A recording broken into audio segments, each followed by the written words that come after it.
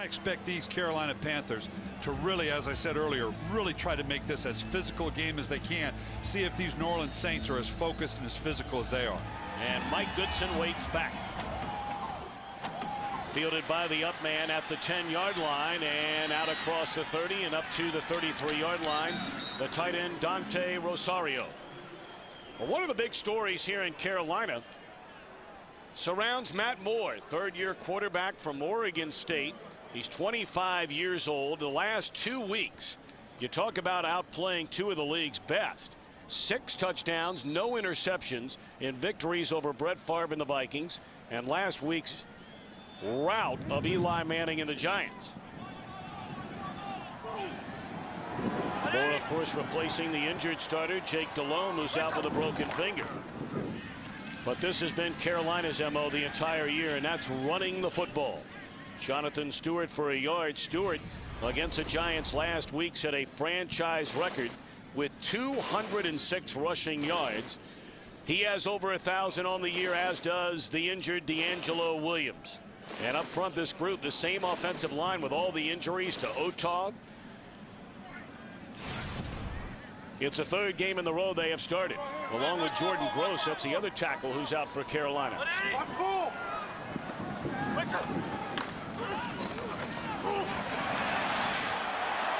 Stewart a big gainer. One man to beat. To the 30. To the 20. Touchdown, Jonathan Stewart.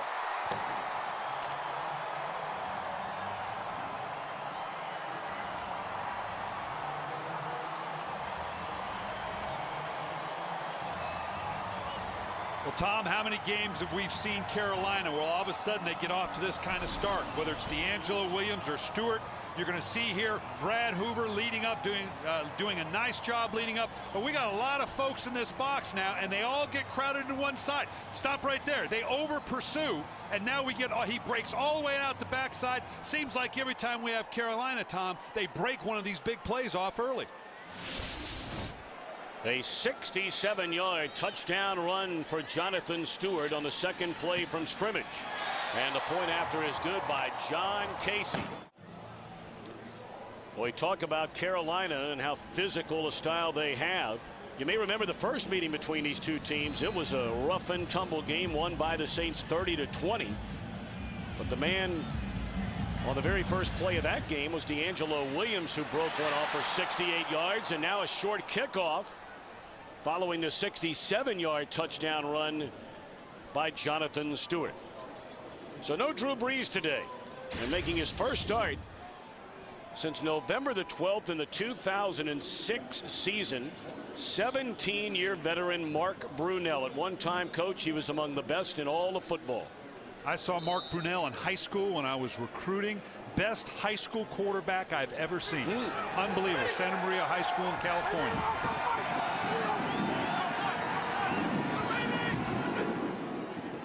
Brunell to throw on first down, and the catch is made by Marcus Colston. Blanket coverage by Chris Campbell. Campbell ripped it away from him, but the play had already blown dead. So all the changes for the Saints. Reggie Bush will start and will play. No Pierre Thomas today. You see the tight end position. They're without Jeremy Shockey and David Thomas, so Darnell Dinkins gets a start there. The trio of Goodwin, Pro Bowlers, Evans, and Stinchcomb will start the game, but Sean Payton called them dotted players, meaning they won't be in there long. They'll be replaced very early. And that's always the difficult thing when you're going about it this way. Some guys come in, some guys come out. One guy they're going to leave in a little bit is on the left side, Jermon Bushrod. He has had some struggles of late, Tom, and they want to see how he's going to perform against this good Carolina front. No Drew Brees here today, on his way to his 4th Pro Bowl, his 3rd as a Saint. And without any action today, he will break Kenny Anderson's all-time completion percentage record in the history of a single year. It should be noted Kenny Anderson did his with the Bengals in the strike-shortened season of 1982. A 2nd down and 7. And Mike Bell slammed to the deck by John Beeson. Take a look at Carolina defensively. Much has been made about the future of Julius Peppers. Once again, he's going to a Pro Bowl for the 5th time in 8 years. John Beeson is not going to the Pro Bowl, and many wonder why not. And in that secondary, it's still Marshall and Gamble the corners, Godfrey and Harris the safeties. 3rd and 6. Brunell to throw for the 2nd time in the game. Incomplete. 3 and out for the Saints offense. Everett Brown applying the pressure to Mark Brunell. And this is just coming off these edges now on both sides here. They can bring pressure with Julius Peppers on one side and bringing Brayton from the other, which is going to open you up both on the inside and outside. We talked about the difficulties Bushrod was having leading into this game. He's got quite a matchup today against Peppers. Thomas Morstead on the punt, and standing back at his own 10-yard line is Captain Munnerlyn.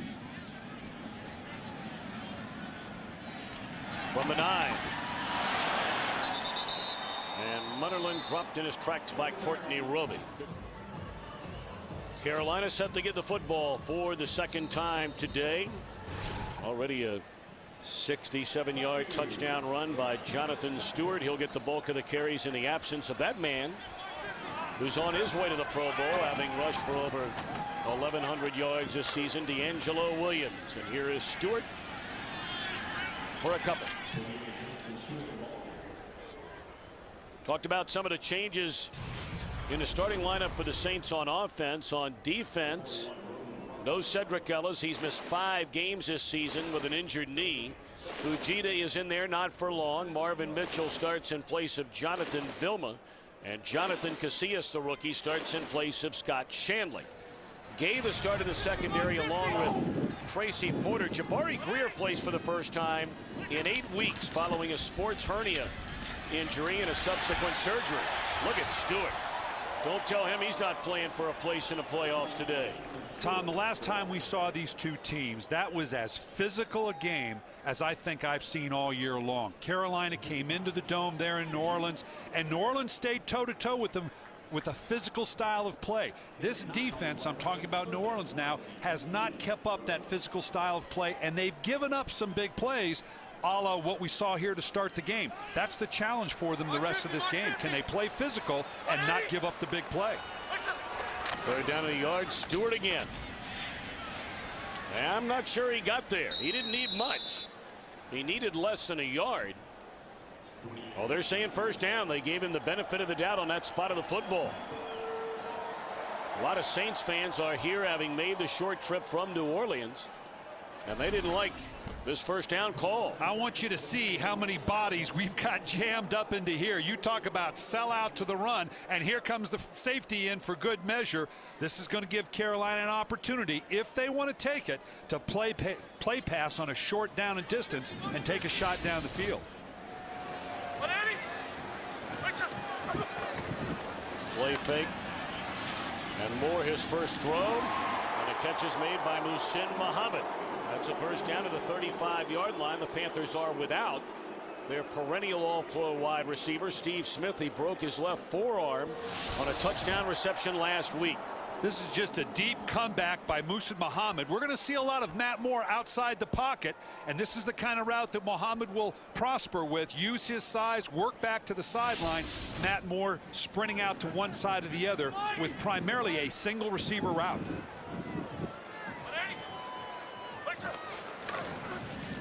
Mike Goodson carries for the 1st time in the game. How far that Giants defense has fallen from a team that won the whole thing 2 years ago. Moore overthrows the intended tight end, Jeff King. Well, they're playing a Minnesota team that again, early in the season, I don't think there was a better team in the NFL than the Minnesota Vikings, but some of the issues on the offensive line, the play of Brett Favre, and in their secondary makes it a very interesting combination going into the NFC playoff picture. Of course, Minnesota has slipped here recently, which means not only do the Vikings have to win to nail down the number 2 seed in the playoffs, but they also need a Philadelphia loss or tie. Third down pass play incomplete with an eye on Muhammad, so Carolina will punt it for the first time today. And of course, it was a loss by the Vikings, a surprising loss to Chicago that changed the complexion of this game.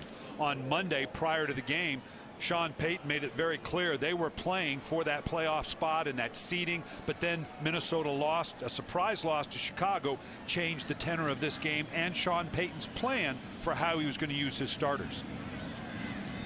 The punt return game is an area where Sean Payton wants this team to get better in a hurry.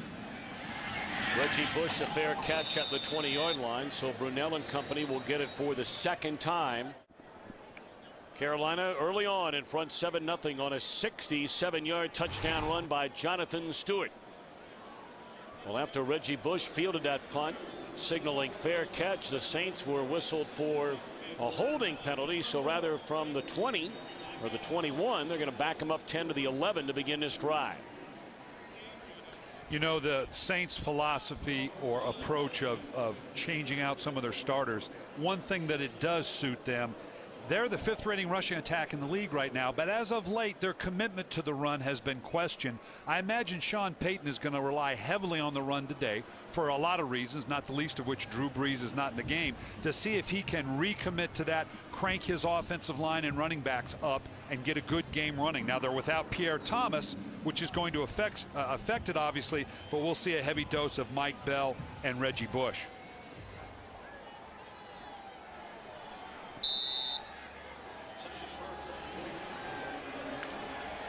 I don't know, Coach. I got to tell you, I really have a hard time understanding, and I think a lot of Saints fans have a hard time understanding when you've lost 2 games in a row after beginning the year 13-0. To be sitting a lot of these players right now has to have some perplexed. I mean, let's look inside some of the numbers over these last 2 games and losses to Dallas and a shocker against Tampa Bay. Averaging 17 points a game in the 2 losses. You go to the total yards per game, significantly down the last 2 weeks. And then the third down conversion rate, still not a lot wrong with 39%, but it ain't 48%. Brunell play action, looking down the field for Meacham. He overthrew him, but there is a penalty flag on the play.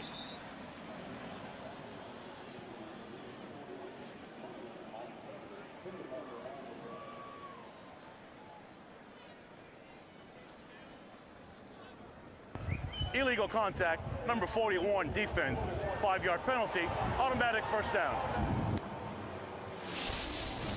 Yeah, and it's just about the contact by the DB here, obviously. You got that 5-yard rule. Once you get past it, once he saw he was beat, got the little push at the end for the illegal contact. He's lucky it wasn't a deeper penalty in terms of it being pass interference. He was protecting himself against the deep ball in that instance. Probably a good penalty on his part. Automatic first down from the 20-yard line. They will hand it to Reggie Bush. And Bush, a big gainer. That's a first down and then some all the way out to the 37-yard line. You know, Tom, you're talking about the lack of productivity or the difficulties that the Saints had the last couple games. I think part of the decision for Sean Payton is that he has a lot of confidence in this offense, and he should. They're an excellent offense. As I said in the open, though, my concern is what are you doing to your defense? They have really fallen off the second half of the season. They were playing very well to start the season. Do they have the momentum defensively they need to now make a run at the Super Bowl? Of course, they've had so many injuries on defense. Here's Brunell rolling, throwing, finds a tight end, Darnell Dinkins, and he's out across the 40 to the 41. On defense, the Saints have players that have missed 23 starts due to injuries. They have 8 more games that have been missed by some of the backups of those starters. So they do indeed have a lot of guys nicked up, but of course they won't play next week, and then we'll play in the divisionals the following weekend. And that's definitely a part of the equation. The injuries inside, particularly to an Ellis, has clearly affected the play calling for defensive coordinator Greg Williams. Set up the screen to line now Hamilton, and he breaks a couple of tackles and lunges across midfield for another Saints first down.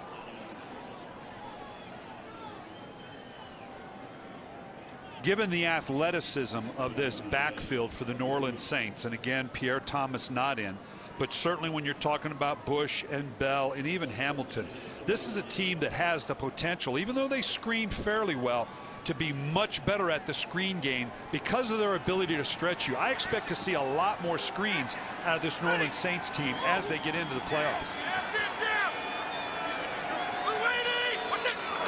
Devery Henderson motion. They give it to Mike Bell, and he has a good pickup.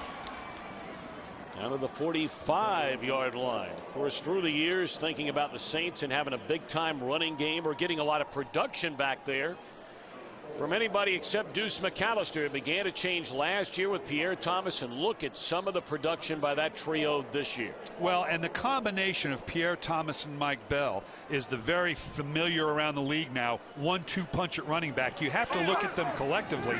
They have been the two that have given them a much more physical personality than they've had in years past.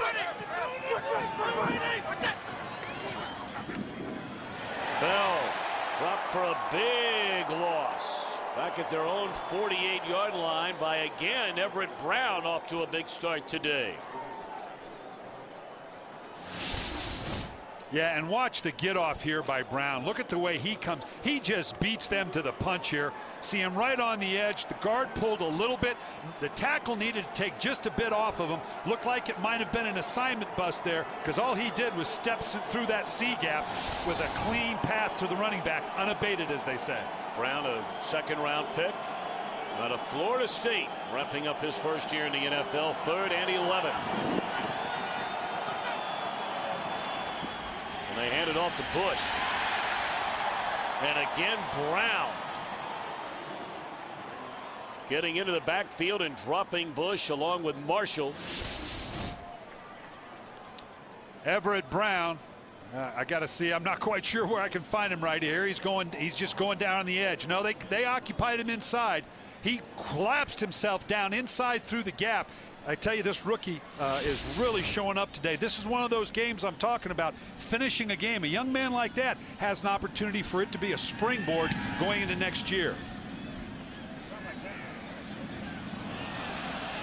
That ball checked up. That's a nice punt right there by Thomas Morstead. And again, Carolina will start deep in its own territory. DeAngelo Williams and Jonathan Stewart, only the 6th duo in the history of the National Football League to each carry for over 1,000 yards in the same season. Now, one caveat to that, with the rushing yards today already by Stewart, he is 13 yards away from going over 1,100. If he gets 13 more, they would be the first duo ever to have two backs go over 1,100 rushing yards in the same season.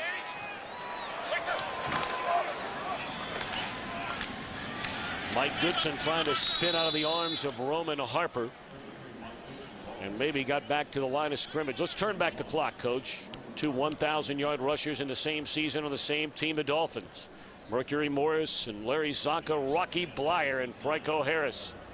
Ernest Biner and Kevin Mack. That one was a surprise. Yeah, it was. And the Ernest Biner on my staff in Baltimore, great running back coach now. And look at that. That's the rare one, obviously, when one of them is a quarterback. And then you look here at the power running game of the New York Giants. Obviously this year, not as overpowering as it has been in years past. Nope. Second down carry for Goodson again, and again barely back to the line of scrimmage. Presley there to make the stop. Your impression so far of Matt Moore? Well, we don't have a lot to go with Matt Moore. In his last couple of games. Yeah, you know what? There's no reason he can't be a good quarterback. He's got the size. He comes out of a passing offense in Oregon. He understands the concepts. He just needs a lot more snaps to see how is he going to deal with the pressure, particularly like here on a 3rd down. Can he produce on a 3rd and 10? They're going to roll him out to the right. He's looking down the field and loses his footing, loses the ball. And is it a live ball? It is, and it is a touchdown for Anthony Hargrove. Hargrove recovered a fumble in the end zone for a touchdown. The first meeting between these two teams, and he's done it again today. How about that? Well, they're moving Matt Moore. They like to move outside the pocket, even on a third down here. You can see him rolling to the right. He had Musa Muhammad going vertical, nothing underneath, and then he just goes down. That is a hard feel out there. I was out there in the pregame warm-up. They don't have the heating coils on underneath this. This is a hard feel out there. Just lost control going down. You're going down on your backside like that. You got to secure the ball. It's one area where New Orleans has been great, not good, great this year. Their 40th takeaway. That's the most in the NFL. And that is their 9th defensive touchdown this season, which ties a franchise record set in 1998. Now there is a challenge here made by John Fox. I'm sure he's challenging that fumble. Now Moore slipped, lost his footing. Hargrove made contact with the ball to jar it loose. Well, the question is, he's not giving himself up here. That's part of the equation. When a quarterback gives himself up, he doesn't have to be touched and down. He's not giving himself up. He's just going down. He's untouched at that point. I can't see if the ball's coming out there early or not.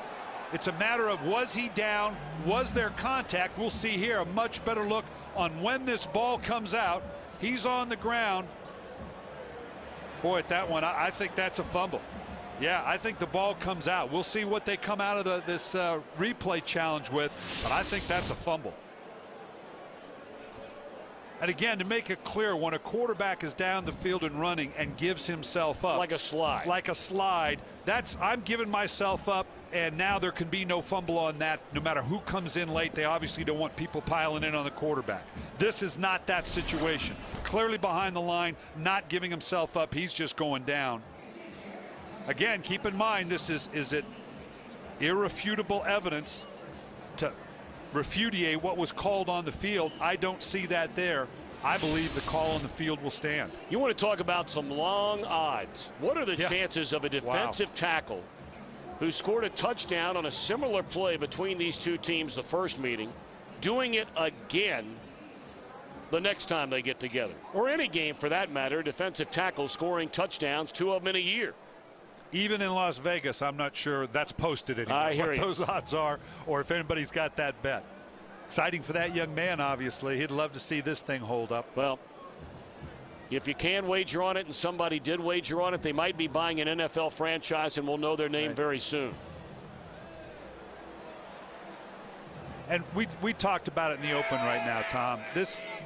There's not a lot of energy in this building right now. I don't see a lot of energy on either team. This is the concern when you come in and approach a game this way. We have a verdict, which we're still waiting on. Part of the runner's body is down prior to the fumble. Therefore, the runner is down. Carolina will keep the ball at the 4.5-yard line, where it will be 4th down.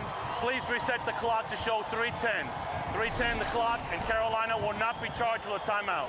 Now, what he didn't say in there was that he is down and there is contact. If he's just down and there is no contact and the ball comes out, but right here you can see that contact. Obviously, he's interpreting that there was contact enough there to say the ball was, or the ball carrier was down. Had there not been the contact, then obviously in the NFL, that ball comes out. It's a live ball. So it must have been with the legs of Anthony Hargrove. And all it takes is any kind of contact.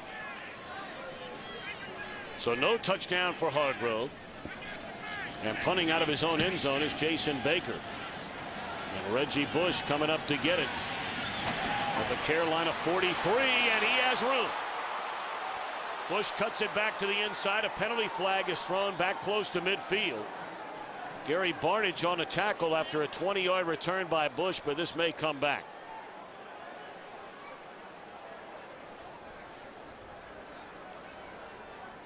You talked earlier about the commitment of the Saints. Let's listen to the call. During the return, illegal block in the back, number 15 on the receiving team. 10-yard penalty, 1st down. You talked about the commitment of the New Orleans Saints to wanting to improve the return game. Right here, the fact that Reggie Bush is in the game returning punts, and according to Sean Payton will do so the entire game, tells you that this is one area that they're going to stay alive with. Here now we're going to see come back and see where this was. They're going to just, their gunner and the contact all the way maintained. You can't put your hands on the back. As unobtrusive as that was, as pedestrian as that was, he rode his hand on his back all the way down the field. Can't do it. So now Brunell and the Saints get the ball after the penalty at their own 45. Hit as he threw, and the throw is too high for Marcus Colston. We'll check in on some early games. So many important games, including Minnesota and the Giants. Minnesota trying to get the #2 seed. They need a win and a Philadelphia loss later at Dallas. The Steelers looking for help. So too is Miami. You know about Indianapolis? Boy, has that been hotly debated as the Colts taking starters out of the game and Peyton Manning out of the game, and a loss to the Jets last week. Hand off to Lionel Hamilton. What were your thoughts on that, Coach? I think I've heard just about every opinion available from one end to the other. Well, I will tell you that from an intellectual standpoint, what head coach Jim Caldwell, general manager Bill Polian did makes sense. I understand it. I don't like it. I had 3 opportunities as a head coach, not in undefeated seasons, and once as an assistant coach in Minnesota. I think you got to play. I don't think you can play this game afraid. I think momentum is important, and you need to keep your players in a rhythm. Again, I understand it. I don't disagree with it. I just don't like it.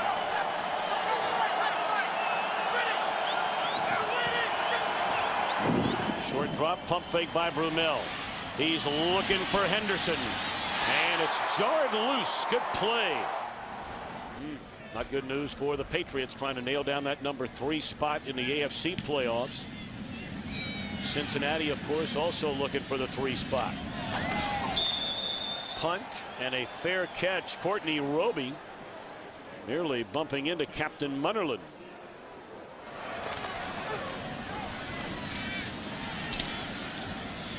Jonathan Stewart for a yard.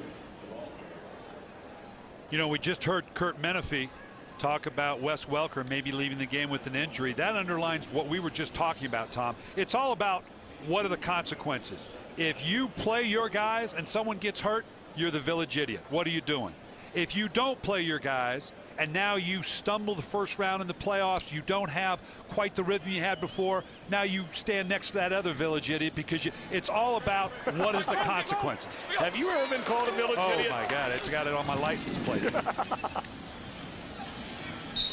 Couple of yards on the pickup there by Jonathan Stewart. Now, Matt Moore, I'm going to be interested to see. Part of this for Carolina, is it not, is we've got a young quarterback in Matt Moore that looks pretty good. We got to see whether he can be a guy that can challenge Jake Delhomme, and we'll talk about that later on. We'll talk about that later on in terms of, is that going to be a legitimate combination for John Fox to choose from next year? But use this game. Believe me, New Orleans is packing this box now. They're putting a lot of people down because they know you want to run the game. He's going to have some opportunities one-on-one on the outside. Let's see what this young man can do. Let him put it down the field. Let's see if he can make the throws that he's going to have to make when you come back next year and are going to have to play a 16-game slate as the starter. Delhomme is guaranteed a pile of money looking ahead to next year, well over $12 million. He's taken his team to the playoffs 3 times since he came from the Saints to the Carolina Panthers, including a divisional championship a year ago. But he really struggled here in 2009. He did, and John Fox loves his quarterback, but John Fox is on that 1-year contract we're talking about. Best guy's going to play. They'll run it on 3rd and 9. Brad Hoover is shot down by Jabari Greer. That's a good sign for Greg Williams, seeing Greer back out there following that sports hernia surgery. Well, and I got to be a little critic here now. I want to find out about my young quarterback. I've got a 3rd and semi-long, and I hand it off to Brad Hoover. I'm not quite sure what it is we thought we were going to see or what I need to see out of Brad Hoover.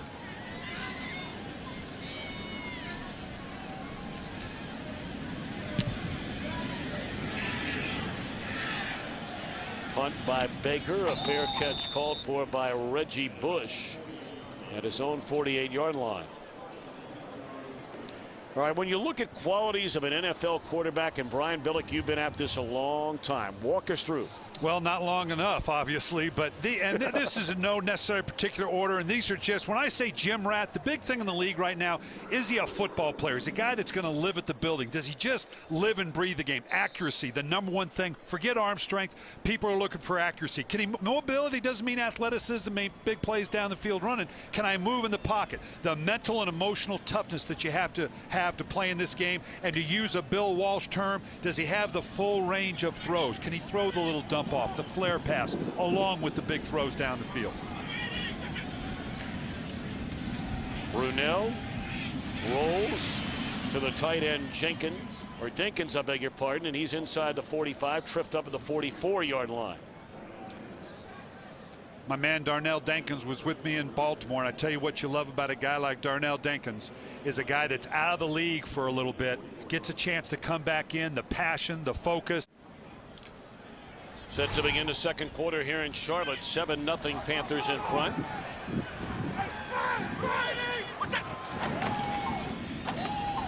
Lionel Hamilton, and he lunges forward, good enough for a first down to the 40-yard line. Well, really not much to talk about outside of the big run by Jonathan Stewart, 67 yards for a touchdown. Brunell making his first start in 3 years at quarterback.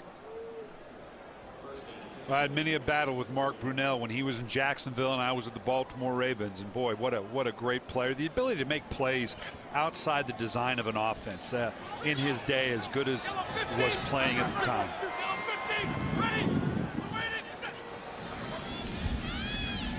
Reggie Bush dropped for a 2-yard loss. Beeson was there, and the former St. Hollis Thomas in his 14th year also in on the stop. Thomas has been a good player for a long time. It has, and it was a good pickup for them when they lost Maki Kimautu early, was in training camp. That loss of the inside really hit them. And the only reason I could pronounce that name so well. I was going to say, very impressive. Maki was with us, and otherwise I'd have had no chance, I promise you. Killing the play.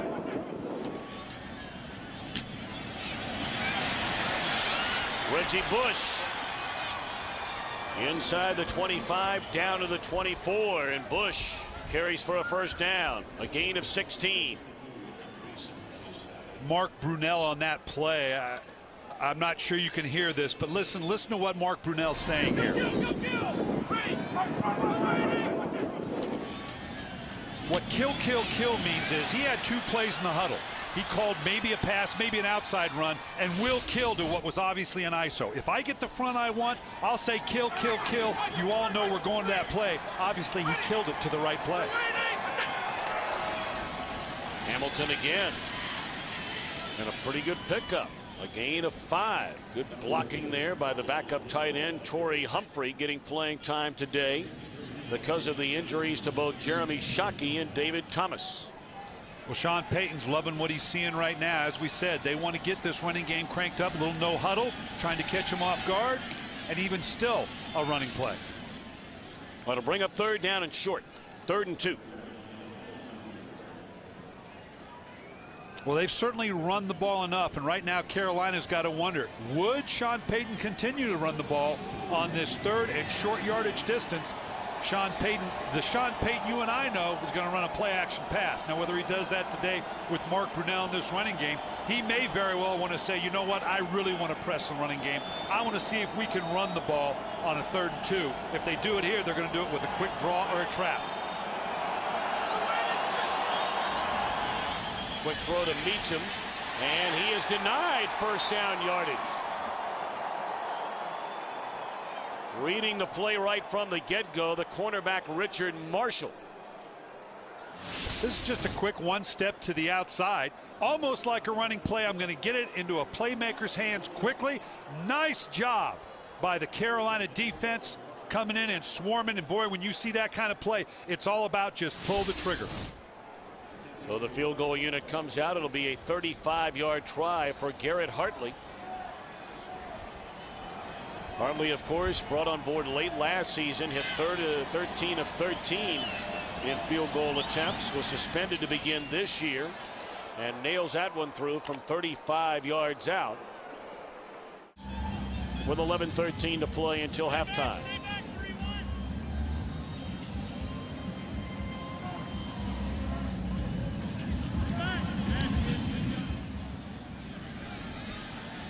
Very short kick again by Hartley, kicking off for the first time today, and then Goodson lost his footing trying to cut it to his left. The Panthers have been very successful running the football under offensive coordinator Jeff Davidson, and that they have done plenty of in the play selection early on today. Yeah, but we need to see more of Matt Moore. I mean, the priority, win the game. That's priority one. Priority two, let's see what Matt Moore can do against this Saint defense. Going to throw it on first down. Incomplete pass. Muhammad looking for a flag. Scott Fujita in coverage.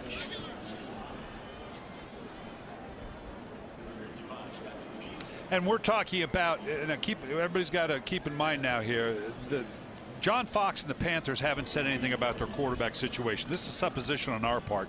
But with the year that Jake Delhomme have, money or no money, and the way that Matt Moore has played, I think this is clearly something that's going to be discussed a great deal at the very least by John Fox and his staff. Stewart on second down out across the 30 to the 34-yard line. That'll bring up a third down and 4, a long 4 for the Panthers. And this, as we said before, this is the down and distance that measures a quarterback, particularly on a very convertible third down. This is third and medium. And the Carolina Panthers have not been particularly great on third down. They're 18th in the league. That has been traditionally a tough spot for Jake Delhomme, who's not a particularly accurate passer, a sub 60% guy on his career. Let's see what Matt Moore can do. Blitz coming. Muhammad the reception for the first down. Still on his feet across midfield. And look at Muhammad in his 14th season out of Michigan State. Still playing quite well as Muhsin Muhammad. All but 2 of the 14 years he's been with the Carolina Panthers. Well, Muhsin Muhammad is just the kind of receiver a quarterback like Matt Moore loves. He's a big sweep spot. He's easy to find.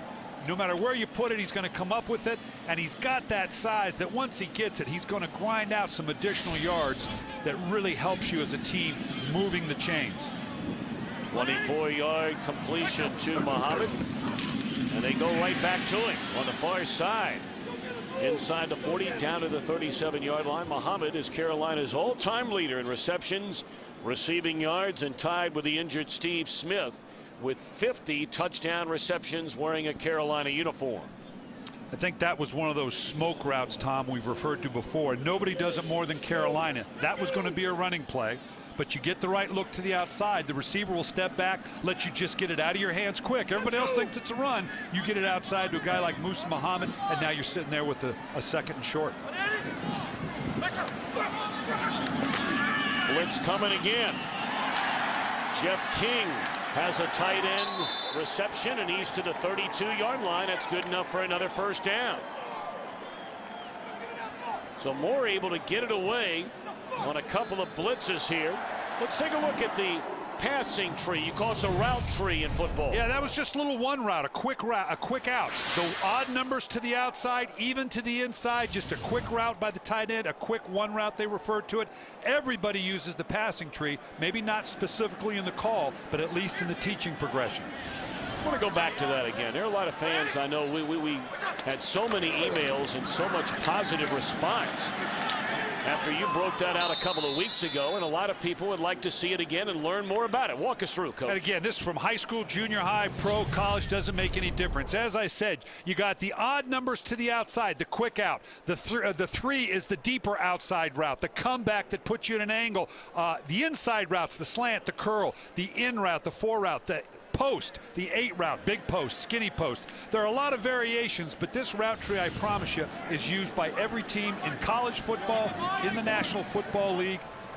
It's as old as the game itself.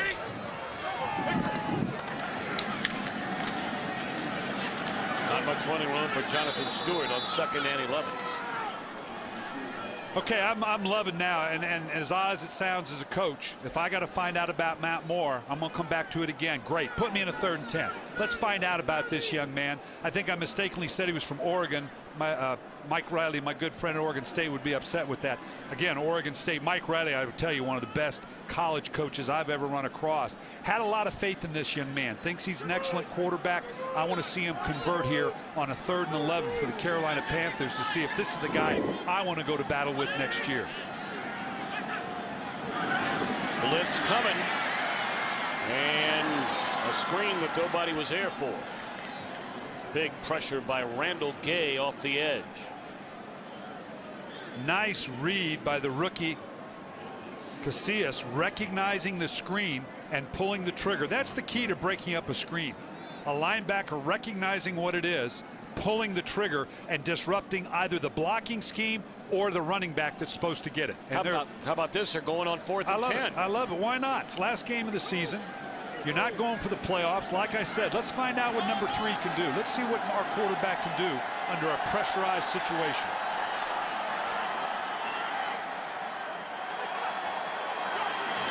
Blitz coming again. And down goes Moore. I mean, he had bodies coming from all over the field. Roman Harper was the first one to slow him down. And then Randall Gay is there to clean it up. Mike Bell met head on immediately by Nile Diggs.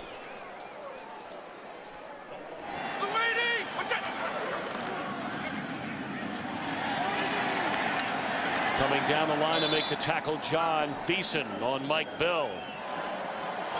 So Minnesota again needing to nail that one down against the Giants, and they will be rooting hard for the Dallas Cowboys later tonight, which would mean the number 2 seed and a week off. A 3rd down carry by Reggie Bush. He's run out of bounds short of the first down by Captain Munnerlyn. It's a great name, and a Captain Munnerlyn. You know, when New Orleans spreads a team out like that and runs those little traps and draws, it's a big part of their running game. But I'll tell you what, this Carolina defense, as physical as they are in their front 4, they have not gotten anything out of that spread out running game so far today. Munnerlyn stands at his 15. The punt by Morstead is a good one. And it will be down inside the 5 and a 3. Can't do it any better than that. 54-yard punt. Offensive leaders today for the Panthers. Jonathan Stewart now just 5 yards shy of an 1,100-yard rushing season. And for those of you that were not with us earlier, that would give Stewart over 1,100 to go along with D'Angelo Williams' 1,100+ yards. The first duo ever in the history of the NFL to have 2 backs carry for that number in a single season, the same season.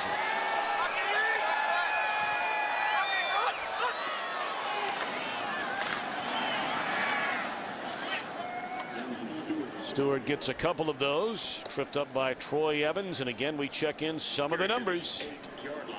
Didn't bring up that New England game. The Patriots need to win that game to secure the number 3 spot in the AFC playoffs. Should they lose and Cincinnati beat the Jets, then the Bengals would be the number 3 seed.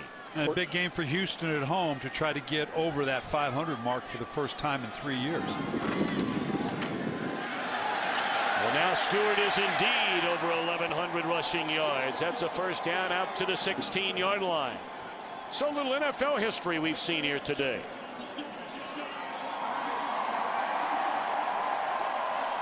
Scoreboard acknowledging that statistical fact, and the crowd reacting as you would expect.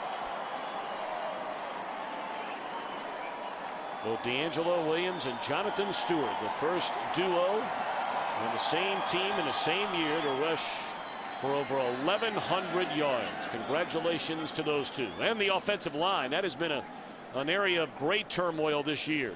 We mentioned this group starting today. It's a 3rd straight game they've been together after losses this season of right tackle Jeff Otaw, the left tackle Jordan Gross.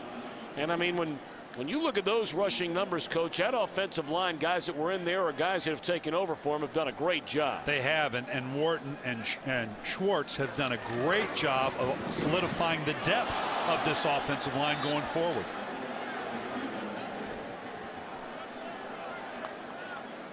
Brad Hoover sent into the air losing a yard. They ran into his own man. Yeah, just a little pull by the left guard. He just goes down. He just that blade of grass got him there. A little bit of a surprise. That's a big wide body to get around all of a sudden. Another opportunity for Matt Moore now, and interesting, they've got him all bunched up here on a third down and a decent distance. 3rd and 7, looking for Rosario, and it's too high. Really like to see Matt Moore try to attempt that play down the field. I realize his receiving core is depleted a little bit, but I keep coming back to it. We got to find out about this young man. Did a nice job the last couple games, but needs an opportunity to see if he can carry a team on his shoulders like he's going to have to next year.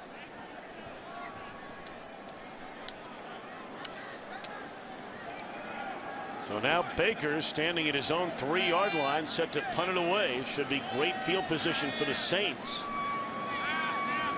with less than 3 minutes to play until halftime. Bush from the 30. Spins his way up to the 42-yard line, so very good field position indeed for the Saints. Play action, Brunell, great protection. Has to lay it off to the man he faked it to initially. It's Mike Bell, and that is great defense. Not good defense by Nile Diggs. Watch this return by Reggie Bush. This never ceases to amaze me. First off, the decision, do I keep it or not? And then now look at the feet. This is the type of thing, what a move. And this is what Reggie Bush gives them. We talked with Sean Payton, you mentioned it earlier. This is an important part of the game they want to get better at and will serve them very well in the playoffs. Torrey Humphrey, the backup tight end today, with a reception up close to midfield. And that will take us to the 2-minute warning officially at 1:56 to play. Sir Purr running the camera down there. It's been a tough year for Wyatt Anderson, our regular cameraman, so perhaps Sir Purr will improve that angle a little bit. Which one's bigger? What do you think, Wyatt or Sir Purr? I go with my man Wyatt. Amen. Wyatt's had a great year. He knows what his kid. 3rd down, Brunell. Dangerous throw. Gamble step for step with Robert Meacham. And the former Ohio State Buckeye nearly picked it off and went the other way. Go ahead, let's hear it. I want to hear about how did the Buckeyes. I was going to say Gamble's probably still celebrating that thumping of Oregon in the Rose Bowl. And that was a thumping. Mercy.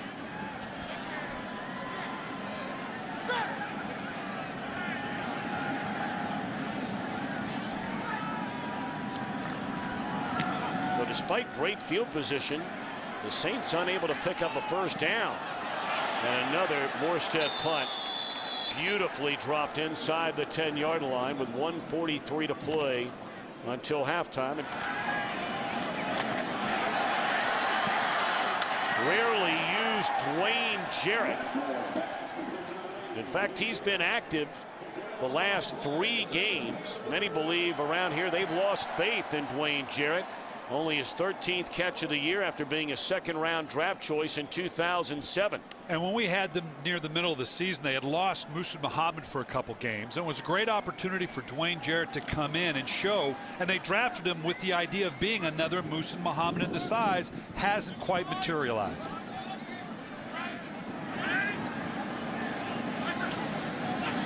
Blitz coming. Pump fake. And a jump ball. The intended receiver, Muhammad, fell down, and apparently there's a reason why. Jabari Greer was with him step for step, but may have made the contact, which knocked Muhammad to the ground, drawing the flag. Well, like the earlier call. Illegal contact, number 32, defense, 5-yard penalty, automatic 1st down. We'll see here. It's a double move. You're going to see Musa Muhammad down the field, obviously right here, going to make that quick little double move. He recognizes he's wrong. It's that arm bar. Did you see the right hand? When the right hand turns out like that, even though you look back for the ball, they're going to call it.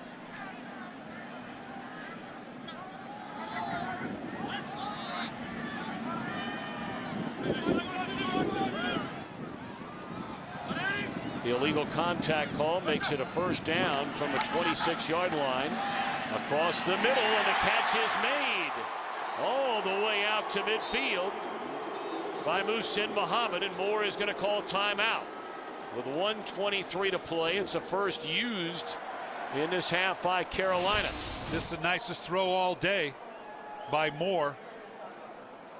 Crossing route, the 4 route by Muhsin Muhammad, right in stride. That's what you're looking for. When you talk about accuracy, you can hit the player in a lot of places and be completion.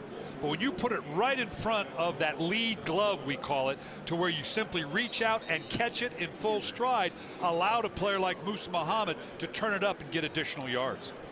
Big story in the paper today about Muhammad. He originally was a second-round draft choice in 1996 by the Panthers. He left 2 seasons with the Bears, signing as a free agent, then came back to Carolina. He said, there is no way this will be my last game in the NFL. He's hoping it's not his last game as a Panther. Supremely conditioned athlete. Don't question for a second his ability to continue to play. One of those guys, a true professional that takes care of himself on and off the field.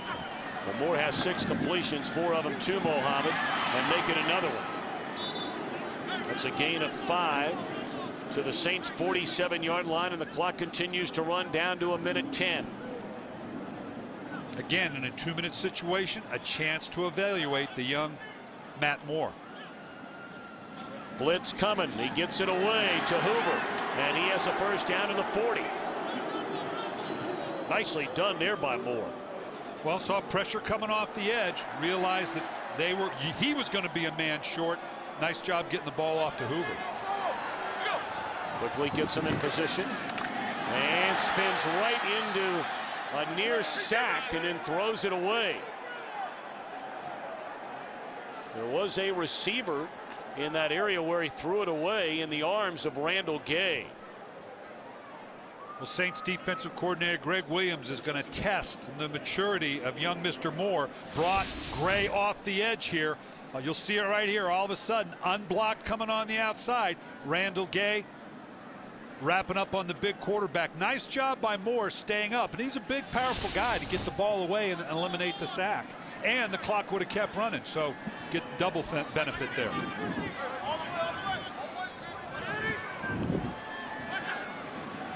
Blitz coming again.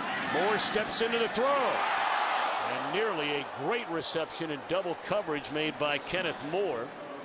But Tracy Porter able to knock it away and lost a shoe in the process. Nicely thrown ball. Front and back, you're going to see here coming out of the slot, going right down the middle of the field. You got a player on top, a trailer underneath. That's a well thrown ball.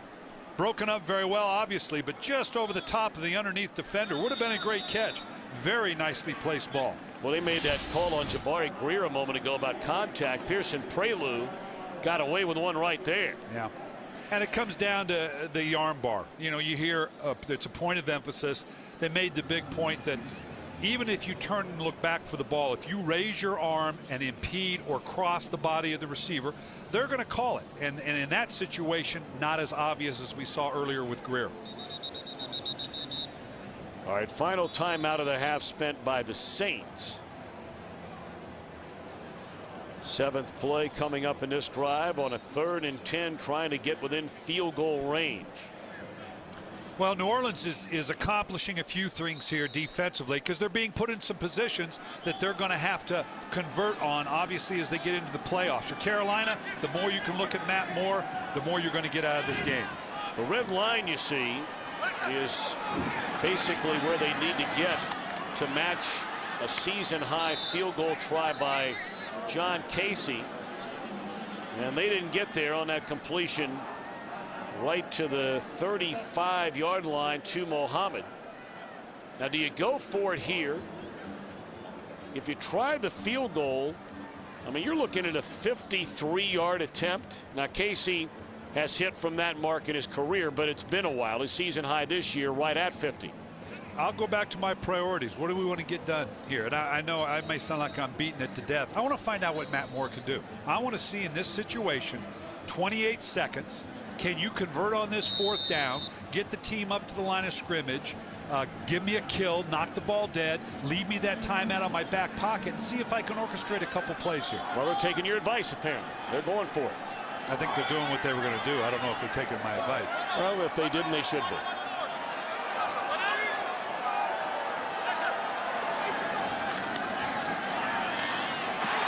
Jarrett leveled and somehow hung on to the football. Boy, he took a hit from Gay, and Dwayne Jarrett hangs on for a first down.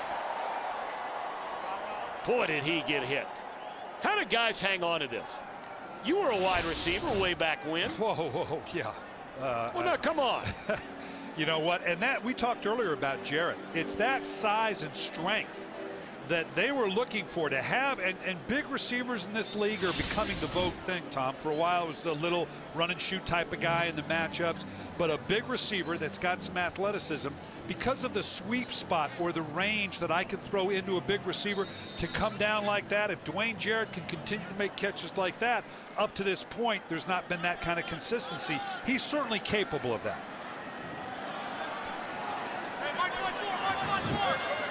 Well, now you'd be looking at about a 47, 48-yard field goal try if you don't pick up any further yards. Good protection down the field. Jarrett to the end zone. Touchdown. You just got finished saying it, Brian Billick. Can they find something to build on with Matt Moore and with Dwayne Jarrett? 30-yard touchdown. And the first career touchdown for Dwayne Jarrett. Nice protection. Moore knows exactly where he wants to go because all he had was a trail defender. The defensive back over the top had gone to the outside with the underneath coverage. A big receiver like Dwayne Jarrett. Nice throw. Touchdown for the Carolina Panthers. The previous play will be reviewed.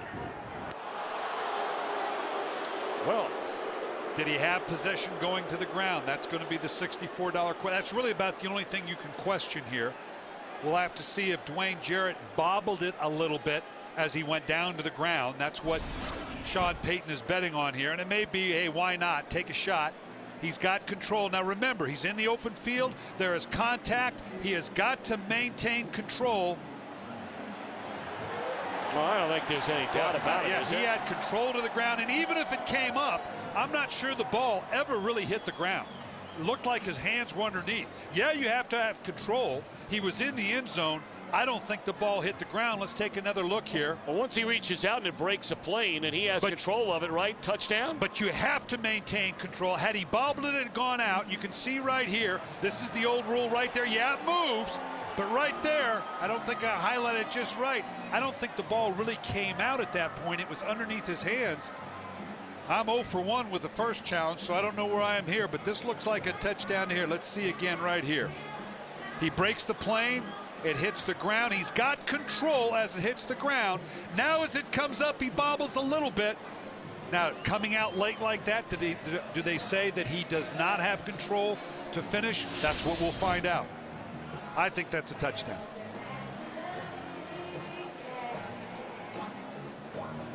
That strength we're talking about, you asked earlier, Tom, about how do you come down with a ball like that?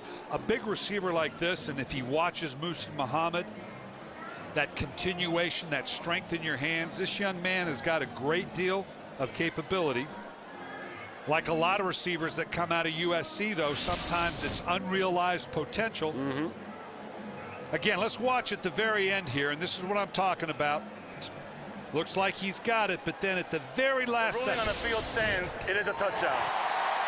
You got it. And I think he had control enough through it. At some point, you got to let go of the ball. Nice couple plays for Dwayne Jarrett. One of those things we talk about, can you pick up on momentum? Moore 7 for 9 on that last series. Pretty impressive, particularly most of it coming within a 2-minute atmosphere. Well, they go down the field in the final minute 30. Remember, they got the football with 1:43 left to play. Point after is good by Casey. And Carolina extends its lead 14-3. Well done indeed by Matt Moore.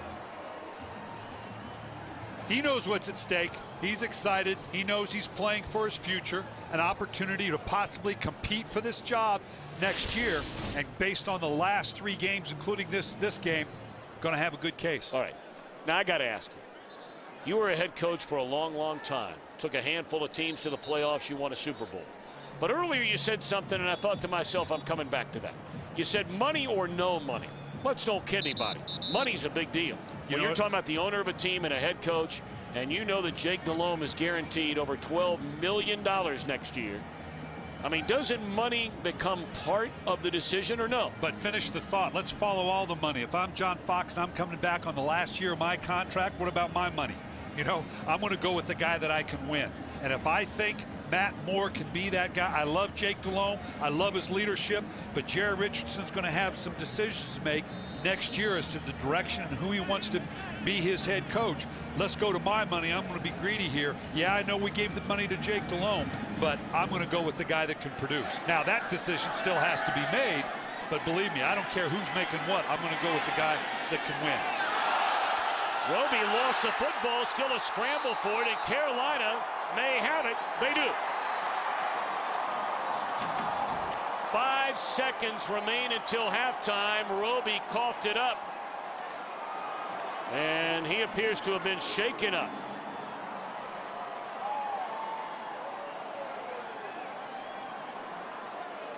This is just a great shot as he comes in here. Got to protect the ball, obviously. You can see right there, the New Orleans Saints blockers are getting knocked back. Right now, they're not playing at the same pace with the same passion for the game. That entire front line of the New Orleans Saints got knocked back on their heels. And this Carolina Panthers special teams unit, they were going downhill and came up with a turnover as a consequence. It looked like Sherrod Martin made the hit, causing the fumble, and then Dante Wesley covered it up.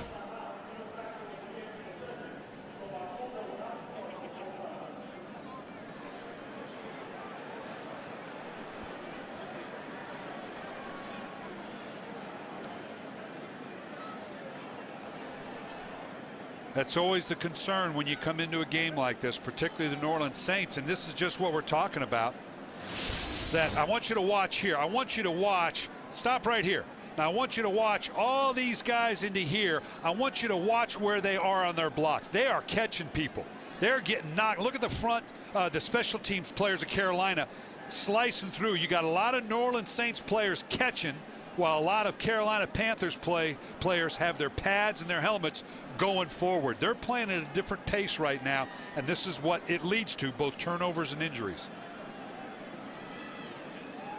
Well, Roby's still down on the field.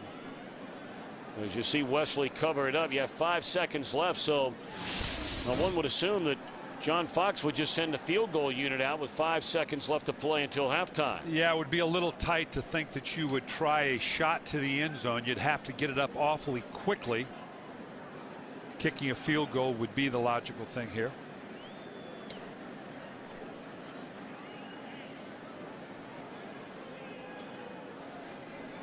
Well, a good sign to start.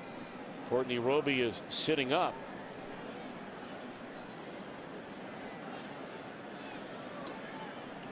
And while they continue to check on him again, let's check in on some of the big scores around the NFL with playoff implications.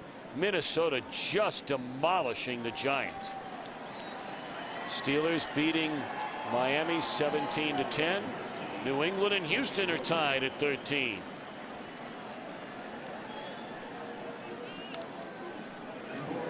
So here comes a field goal unit to try and end the half as Roby is able to walk off with some help. This will be a 41-yard field goal try for the 14-year veteran out of the University of Georgia, John Casey.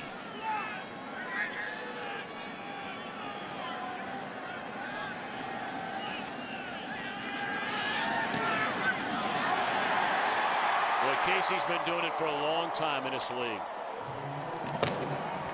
And it is good. Well, after the injury to Courtney Roby, Hamilton and Bell drop back to return the kick, but a very, very short kick.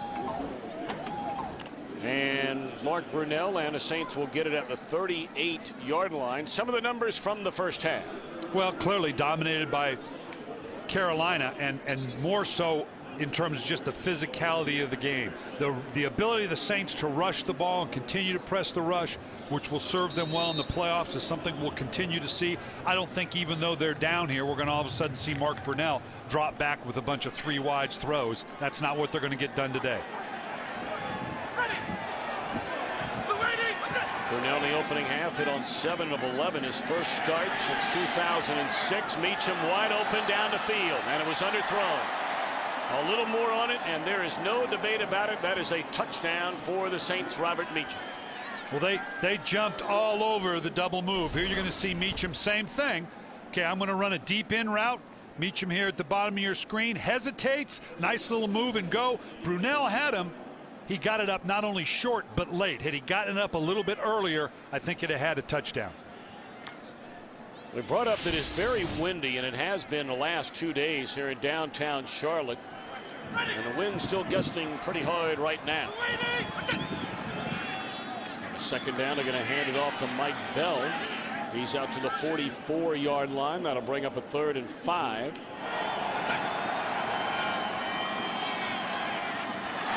Should have been intercepted by Gamble. Looking for the slant route to Robert Meacham, and he was overthrown by Brunell. Yeah, in fairness to Mark Brunell, I'm not here to make excuses for Mark Brunell, but here you sit for an entire season, you attempt one pass all year long, and that's his job. And he's a veteran quarterback, can come in and instrument a game plan for you, but to literally sit all year long with only a single pass and come in and execute at a high level, that's asking a lot. Well, he's only played in a couple of games over the last 2.5 seasons.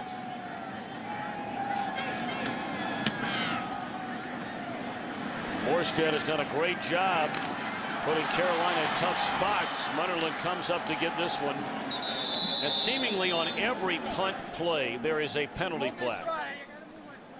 And that's not an exaggeration. No, and there's a couple reasons for it. It's tough anyway because everything's so spread out in terms of the athleticism of the players and the area you got to cover. Holding number 20 during the run back. 10-yard penalty. First down. 17-3, Panthers in front of New Orleans, and Carolina gets a football for the first time here in the second half. Matt Moore hit on 11 of 18 for 133 yards, and that late touchdown strike to Dwayne Jarrett, and here comes Jonathan Stewart. He broke one for 67 yards and a touchdown on the second play from scrimmage in the game. And though that one not nearly as far, it still covered 26. And you're going to see here, this is, and you've got an extra guy in the box right here. They're bringing the safeties down. There's a lot of people down here that New Orleans committed to stopping this run. And here they still crank off a big play. No team in this league is more committed to running the ball. I don't care if you have 8 in the box, 9 in the box, 10 in the box as the Carolina Panthers.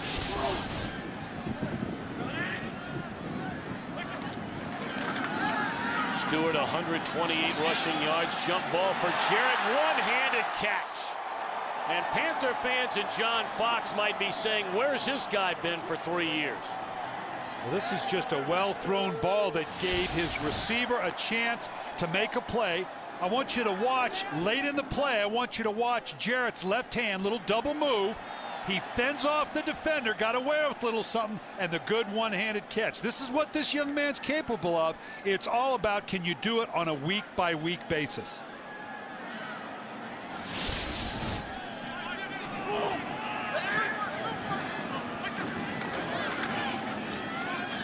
First down, they give it to Mike Goodson. He's inside the 40, down to the 39-yard line. Let's go back to the touch of Matt Moore on this throw. And this is all about putting the proper air on the ball and yet still keeping it on the field. Just a little bit of a pump, but nice air on the ball. It's all about give a big receiver like Jarrett, Musa Muhammad, a chance to use the body, the athleticism, keep the ball on the table, and that's exactly what he did.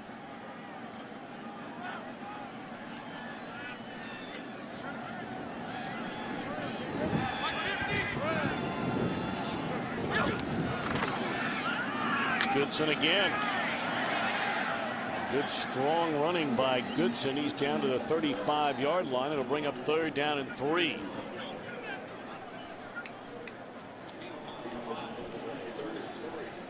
New Orleans defensive coordinator Greg Williams always starts with his defense, particularly run defense, on the inside out. They've been vulnerable inside, mostly due to injury. Moore just did get it away. It was batted down at the line of scrimmage. Looked like Anthony Hargrove tipped it. And we're in that range again. We're going to see what they're going to do here. There again, this is just a little quick out route that they're going to try to get to the outside. Matt Moore, the defense of this, you got to give them some good credit. They realized they weren't going to get home on the outside with the pass rush, so they stopped, get their hands up, and Anthony Hargrove did a nice job of knocking the ball down once he saw he wasn't going to get home on the pass rush.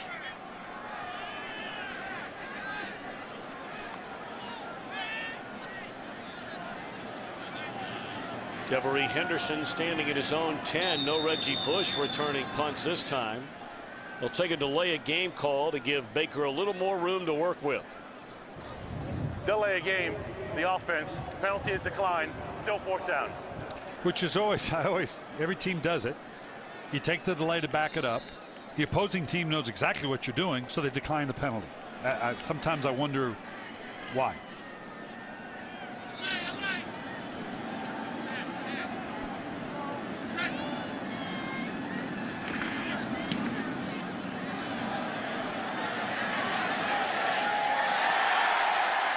How about that coverage right there? Beautifully executed.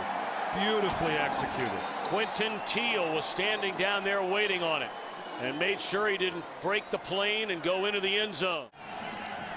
Saints get the football trailing 17-3. If you're just joining us, New Orleans resting so many of their starters on both sides of the football today, having nailed down the #1 seed in the NFC playoffs. And it starts at quarterback. No Drew Brees in this one. Dropped for a 3-yard loss is Mike Bell. Tyler Brayton there to drag him down.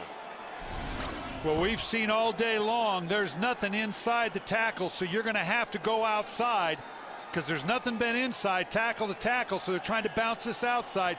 Great job of running this thing down from the backside. Excellent job by the Panthers, forcing them to get to a stretch play and then running it down.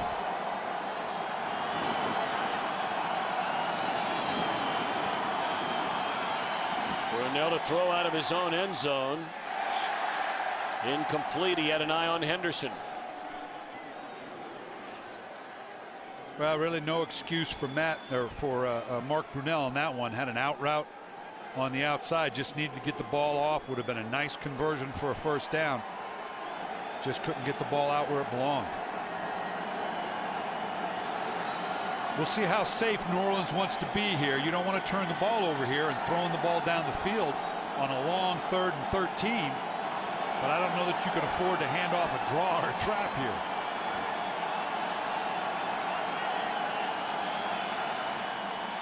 They will throw it. Pump fake by Brunell. And that was 7 yards underthrown.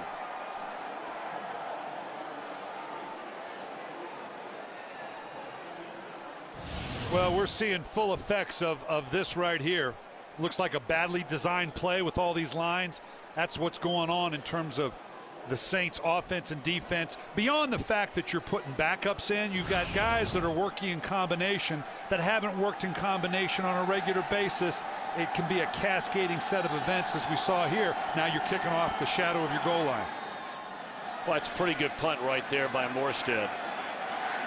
Munnerlyn from his own 44 turns a corner, and Captain Munnerlyn with a nice return. He brings it inside the 30, run out of bounds at the 25-yard line. 37-yard return by Captain Munnerlyn.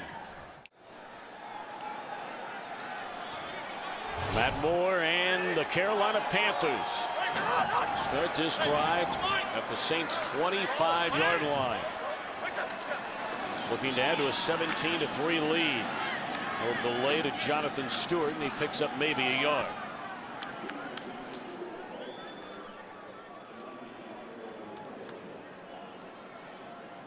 Well, that's certainly the type of play that Sean Payton wants to see this Saints defense be able to step up. you can, if you choose to, say, okay, here's an opportunity for the Saints. Draw something from this game. They've committed to what they're going to do this game. But now you got your opponent inside scoring territory because of a big special teams return. Let's step up, because you know what? We're going to find ourselves in this position in the postseason as well. Let's see what we can do.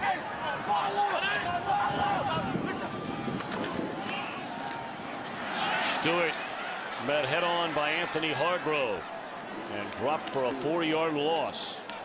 No Will Smith out there to begin this second half, and it certainly is worth mentioning. And I ask you, Brian Billick, really hard to believe that Will Smith is not going to the Pro Bowl this year. Yeah, it is, particularly with 13 sacks and on a defense that is obviously a heralded defense. I don't know whether it was because of the size of the market. You don't hear a lot about Will Smith because they're not a particularly good team and maybe haven't been on the national stage.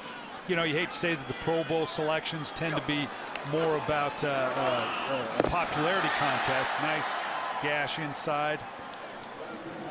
But I agree with you 100%. Now, you can't argue with the Pro Bowl players that are selected. They've all got good numbers. Yep.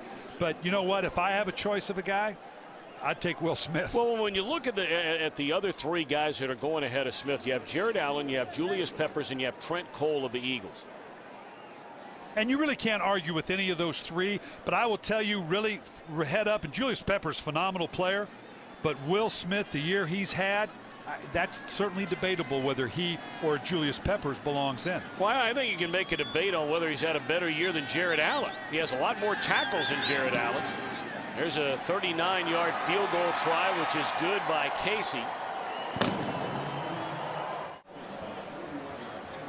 20-3, Carolina in front. You know, Sean Payton brought up yesterday, when you look at the quarterback play, wow, of the 6 teams that are going to be in the playoffs in the NFC, does it get much better than that? Wow. 2 of those are guaranteed Hall of Famers, guaranteed. Favre and Warner, I say. Breeze, possibly, particularly if he can get a championship. I think Aaron Rodgers is one of the really fine young quarterbacks. Romo's, that's an impressive group right there. How do you handicap that? Well, I mean, you've got really a remarkable couple of ends of the spectrum there in terms of playoff experience. Aaron Rodgers has never been to the playoffs as a starting quarterback. Mike Bell from the 4-yard line brings it out to the 24. There is a penalty flag down on the play.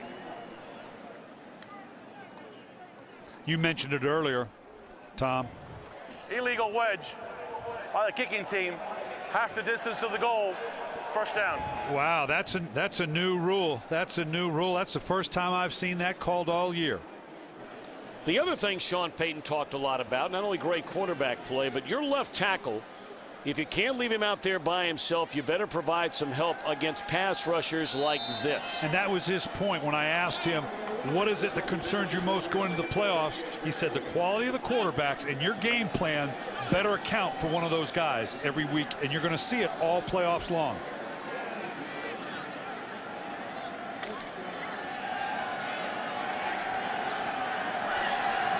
Brunell begins this drive after the penalty from the 10. Hands it off to Mike Bell. There's Hollis Thomas right in the middle of all of it. Well, you're not lying about that, Kurt Menefee. I mean, the Steelers, should they win. There's a reception made by Meacham. The ball is loose, and Carolina has it. Richard Marshall covers it up. He may have been the guy that knocked it out of there as well.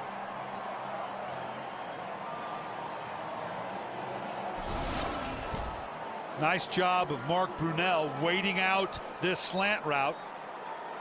Meacham now, a little bit of an underachiever coming into this season, but's had a good season. You got to finish it to the ground. It's that type of play.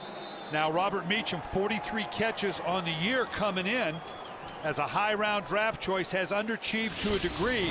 Plays like that going to keep him from finding a steady spot on the roster.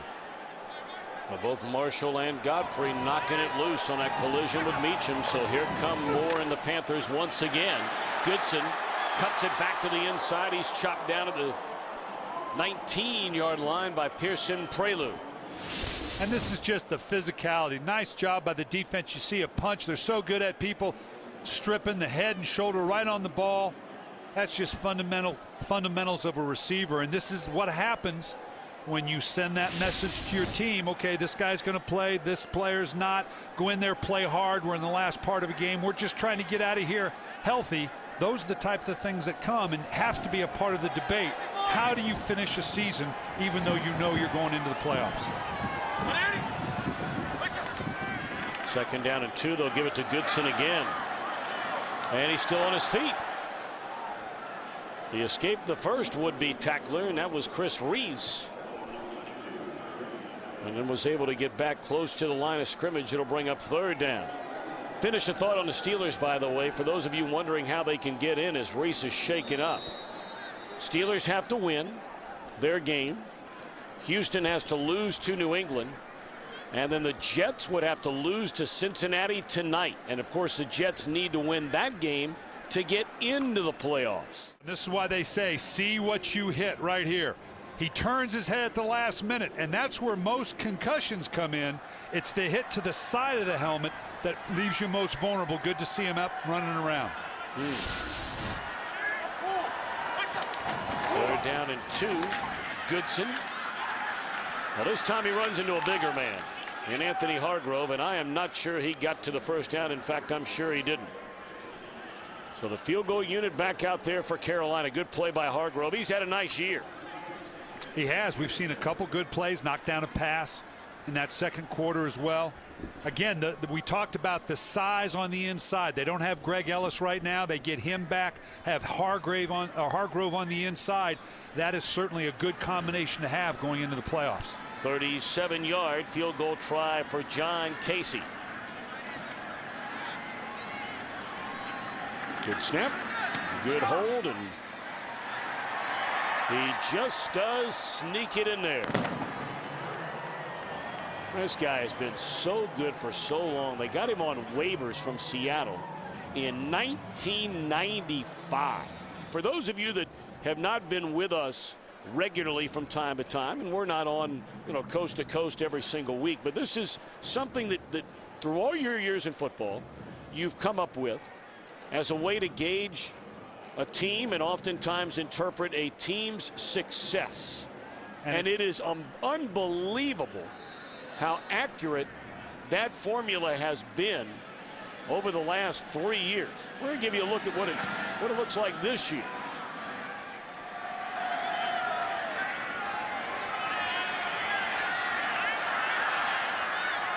Mike Bell, a nice run back. All right, Coach Billick, take me through the formula you came up with to develop Fox Talks. Well, you always talk about differential. It's not a matter of just not giving up big plays or getting big plays, or not turning the ball over, and obviously getting turnovers, but it's the differential between the two. Turnovers and explosive plays have always been the two major determinants for success.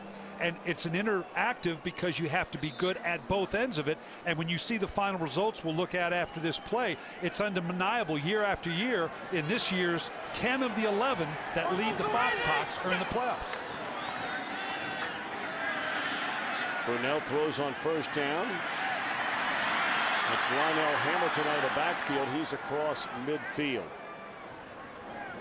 And here's an example of what we're talking about, and you can see the Colts are the best. You're talking about a +5 differential in turnover, which is always good, but a +37 in the difference between explosive plays they give up versus what they get. Look at the lower end of it. It's real clear cut. You give up the ball a lot, you're going to lose.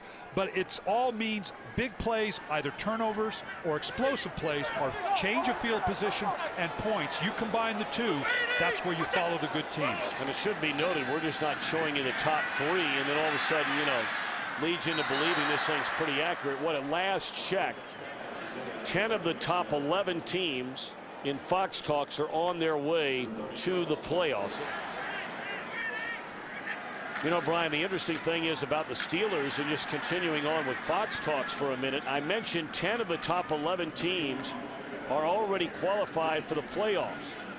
The one team that ranks in the top 11 that at least right now, as of today, would not qualify, the Pittsburgh Steelers. Yeah, and it's been because of the turnover ratio. They've gotten big plays. but the turnover ratio, and it'll be interesting to see if they can get in, it'd be a clean sweep. And it's because what? Turnovers are always important, but we're a league now of big plays. You've got to have big plays. You can't give up big plays. The New Orleans Saints have been victim to giving up big plays the second half of the season. Well, they line up in a wildcat and snap it to Lionel Hamilton, trying to convert their first third down of the game.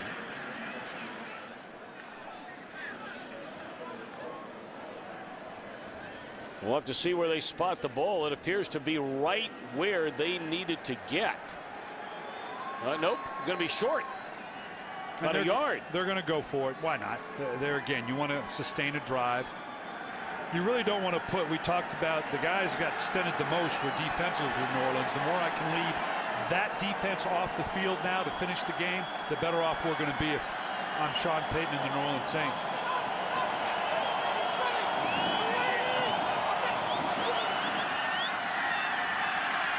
First down and then some for Lionel Hamilton. 25 carries the entire season coming into the game today. Got a good lead blocked by Kyle Leckel. Yeah, it's amazing how often you see this. Obviously, they're up in the line. You got a lot of bodies in here that are going to try to stop this 1 yard. And because you get everybody grouped up, now once he gets to the line of scrimmage, stop right there, you can see all of a sudden now you got a whole bunch of folks behind you. It's amazing how many times on a 3rd and 1 or 2 you see a back pop out like that. A 12-yard run by Hamilton, his longest, second longest run of his season. Burnell steps up, fires. Incomplete to Meacham, and he was nearly decapitated by Captain Munnerlyn, and he's down in the end zone. And they're calling a penalty now. It just comes in. Well, we're going to have to take a look at this. Well thrown ball, kind of surprised him. We're going to have to see what penalty's called there, unless there's a taunting or something afterwards. I'm not quite sure. They certainly can't call horse collar on this. He caught him around the neck, not the face mask. We're going to have to wait and hear. Personal foul, unnecessary roughness, defense, 15-yard penalty, automatic first down. And it doesn't have to do with the vulnerability of a receiver at that point because there was contact made with his head. Well, let's see. I've got to see it again. I didn't see any head-to-head contact here. Maybe I missed it. Let's see where it comes in. Boy, I don't see it, Tom. Someone's going to, whether he threw him down, maybe because he gave him that last little jolt throwing down, I don't know. Someone's going to have to explain what act prompted the unsportsmanlike conduct flag. It had to have been the last little, kind of like throwing a quarterback down once the ball's left, or that little impetus at the end, but I don't know. I don't see it. That was just a good defensive play, in my opinion.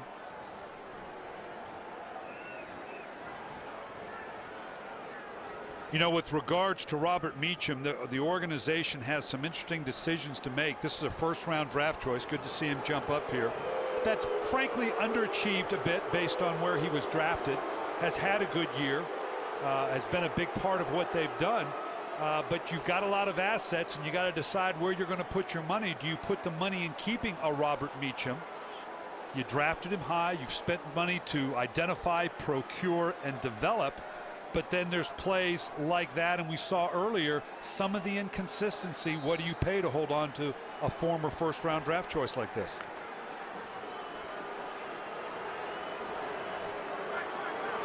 After the penalty, it is first down at the Carolina 13-yard line.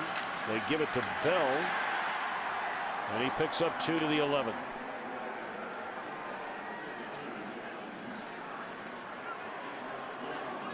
You know, I agree with you. You see John Beeson there. There's another one. We talked about Will Smith, Tom.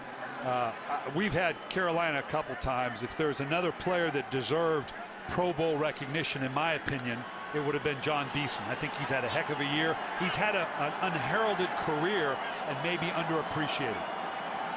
Of course, Jonathan Vilma, the Saints, who's not playing today, he's on his way to the Pro Bowl. Dinkins, very close to a first down. Inside the 5, he needed to get to the 4.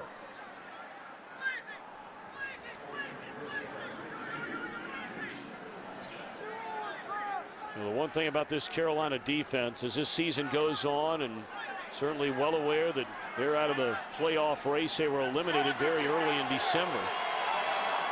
That has not kept this Panther D from just shutting down the opposition, and I mean completely shutting down. It is their 4th consecutive game against a top 10 ranked offense, New England, Minnesota, and the Giants. Those 3 teams combined to score a grand total of 36 points. And today only 3 from the #1 ranked offense. And that's what I'm talking about, that you build on that. You build on that with your team in terms of the teams you've played in the month of December as to what the potential for this team is going forward.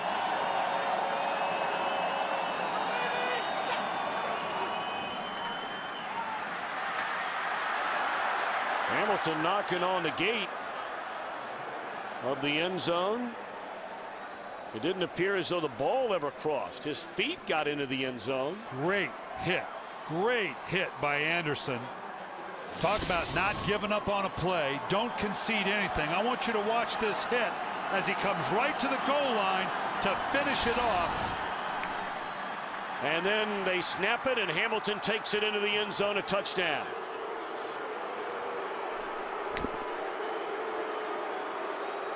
And what these fans don't like and what they're booing about is the personal foul penalty that put them down on this goal line.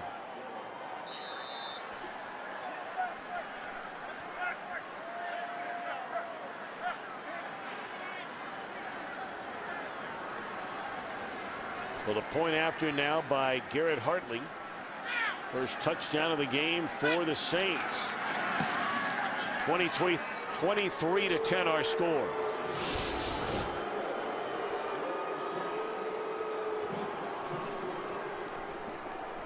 Yeah, just a straight downhill. You know, they had a great goal line stand, feeling the love, so to speak, after a great hit by Anderson, and then the Saints coming right back. The Saints have got to feel good about this drive and about finishing it off, even though they understand it's not going to necessarily impact the game, but to finish off with that kind of drive gives them something to build on going into the bye week before the playoffs. Munnerlyn flagged for that hit on Robert Meacham. Again, a reminder, a doubleheader.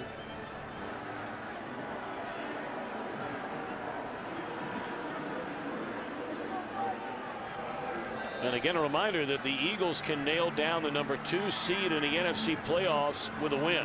Doesn't matter what Minnesota does.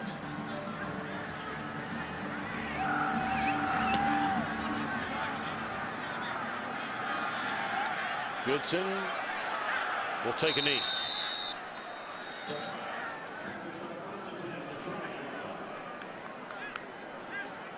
Well, as we close down on the third quarter here, we got time for one snap. Let's go back to the priorities of what these two teams want. Obviously, Carolina in pretty good control of the game right now, but I still want to see Matt Moore in situations to help to determine if he's going to be our guy going forward. And for New Orleans, what do we got to do to stop this physical running attack? We got to get some momentum defensively going into the playoffs. Let's do it against a physical running attack like the Carolina Panthers. Panthers have run it for 150. They've passed for 141 yards. And they'll start this drive on the ground and give it to Woodson. And he picks up a couple of yards. Mike Goodson out to the 22-yard line. Jonathan Stewart apparently will sit out in the fourth quarter. He has been bothered by an Achilles injury the entire year, which he has re-aggravated in the game here today. Matt Moore throws incomplete. He had an eye on Jeff King, the tight end, on second down to begin this fourth quarter. So it now goes to 3rd and 8.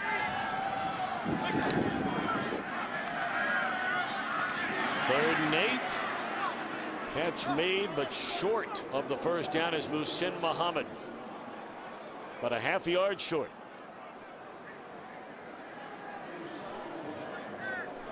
And we can now they have changed up a little bit. They've had Reggie Bush back to return punts because of their commitment to wanting to improve their return games.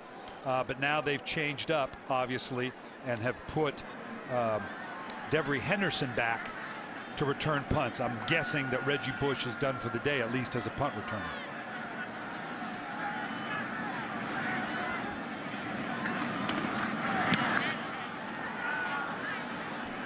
Good hang time there by Baker, and Henderson not going to take any chances. You see that last drive, thanks in large part to a penalty against Campton Munnerlyn. Covered 64 yards after a total of 67 yards of offense for the Saints prior to it. 23-10, just underway in the fourth quarter, and Mike Bell for a yard.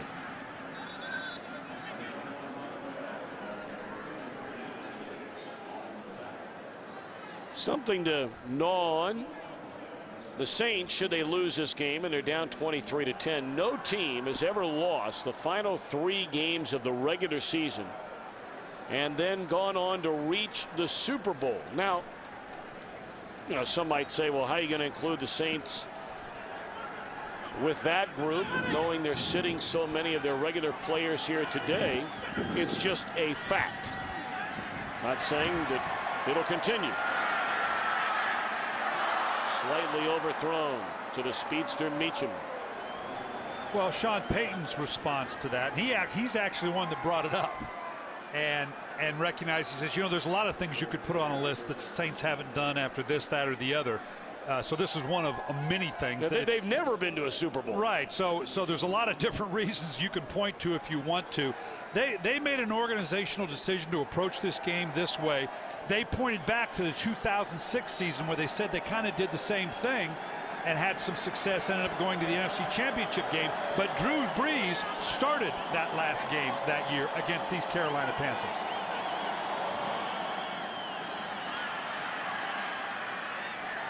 Short of the first down on the carry is Lionel Hamilton. Tackled again by Beeson. You know, so often people, and for New Orleans, they come back to that basis being in the championship game in 2006. They had the #1 offense, the 11th ranked defense. They're about there defensively. They lost 2 of their last 3 games that year, the last one being to Carolina at home. So they have a little history to draw on to say, when he presented to his team, guys, we're okay here. We can do this. This is the way we're going to approach this last game. Well, remember last season, the Arizona Cardinals lost to Minnesota and New England by a combined score of 82-21 in weeks 15 and 16. You and I did the game when they were booed off their home field at halftime, as Munnerlyn fields a punt and is dropped right there by Jonathan Casillas. Well, right now, I don't think he knows what's coming, because he's got his eyes straight up on the ball. Castilla comes in and blows him up. Good special teams play by New Orleans. What they're looking for, obviously, going into the playoffs, that kind of special teams play by a young player like Castillas. Found it interesting in our conversation again with Sean Payton last night.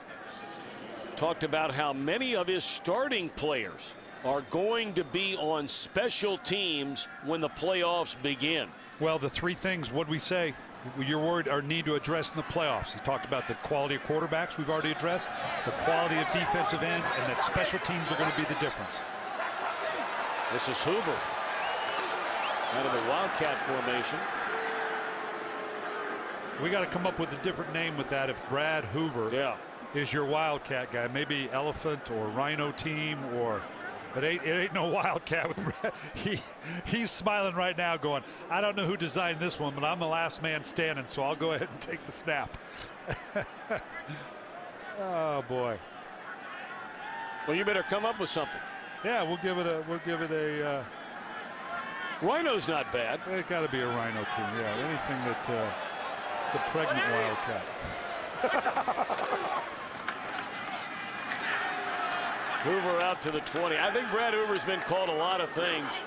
A pregnant Wildcat is not one of them. Yeah, and this is now the second third downs, 3rd and 5 that we've handed the ball to. I love Brad Hoover. Talk one of the premier throwback fullbacks in this league. John Fox will tell you when he's been down, that has hurt them. And the fact that they're handing off to him on 3rd and 7. Hoover playing in his 152nd game as a Carolina Panther.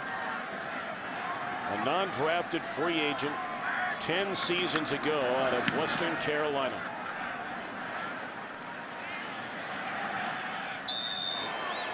Not only an NFC East champion, still to be determined, a number 2 spot in the seeding.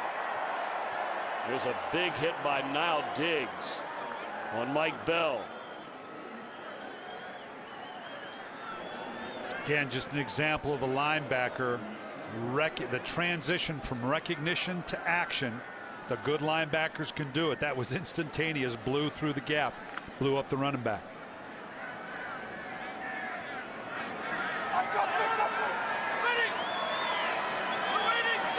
Saints have made those changes across their offensive line we talked about before the game ever began. There's Echo out of the backfield. Makes a reception. And he's up to the 30. And taking the direct snap is Hamilton. And he's up to the 40-yard line. You know, on this final weekend, so many people to recognize, not only on our crew, but certainly 2 of the giants in the NFL. Mike Pereira, the head of officials. This is his final regular season weekend. He'll be retiring at the end of the year. And, well, what a great guy. And we wish him well and look forward to seeing him. And then the legendary Dick Enberg. And I think for anybody who's grown up watching football, baseball many years ago, basketball for so long, one of the greatest broadcasters, an argument could be made the greatest broadcaster in the history of the NFL. There's a throw just short to Robert Meacham. Of course, Dick Enberg will be going back to his first love, and that is a game of baseball. He is going back to broadcast San Diego Padres games for this upcoming year. And I will tell you, as a native of Southern California, growing up listening to Dick Enberg do UCLA games, but I will tell you, you know, through the grace of God, I've been given the opportunity to have a Super Bowl. I have a lot of paraphernalia. One of my most prized possessions, our championship game against the Oakland Raiders, called by Dick Enberg. I've got his call sheet with it signed by Dick Enberg. One of the most prized possessions I have.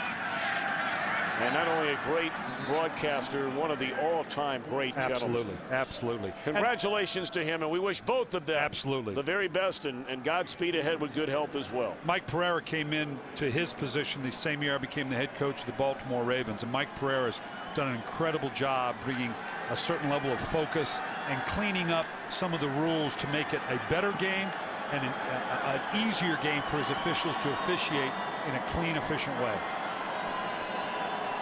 3rd down and 8.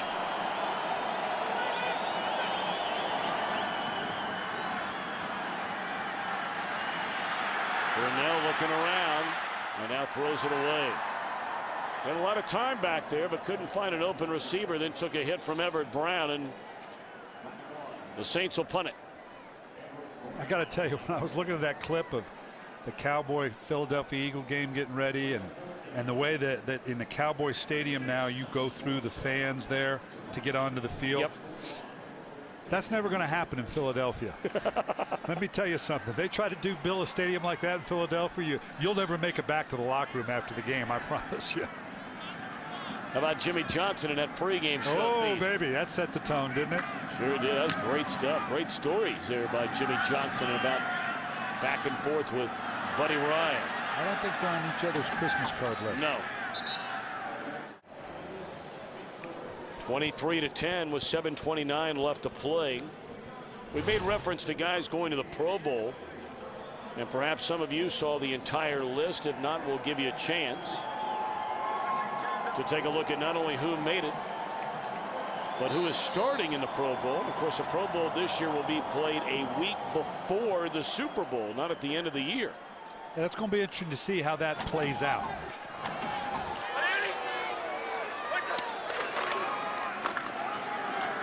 There will be players that are playing in that Super Bowl that obviously will not take the chance and risk of injury, so there will be some changes. But you start at quarterback, and the starters, by the way, are in yellow. Drew Brees, a starter, Brett Favre, Aaron Rodgers, and you look down the rest of the list without naming every single player. Of course, it's determined by partial fan balloting. Each coach gets to turn in a ballot and get some help from it, I would imagine. And then the players vote. And there is no perfect way to do it.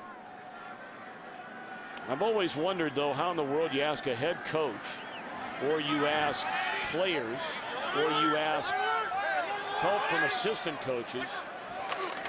And I make the reference to baseball because the only major award they vote on in baseball where the coaches vote is a Gold Glove award. Right. 3 or 4 years ago, Rafael Palmeiro won a Gold Glove at first base. He played 3 games there the entire year. Some teams in an NFL season you never play, and some teams you never see on film. So how do you vote? What ends up happening is you break your group down, and offensive linemen will vote for the defensive line. DBs will vote against the receiver for the receivers. It's guys that you've seen.